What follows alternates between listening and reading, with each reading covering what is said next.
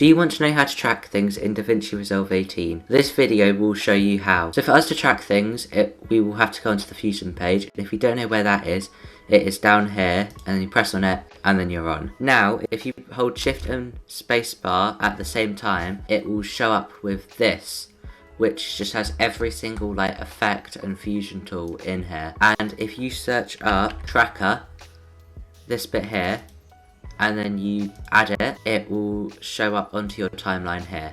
And on the timeline, you can see that there's this little green tracker thing here that says tracker 1. If you hold onto this square and move it to where you want to track it, so I'm just going to move it to here, this where I want to track it, and I'm going to zoom in this outside one. So the inside bit is where I want to mainly track it.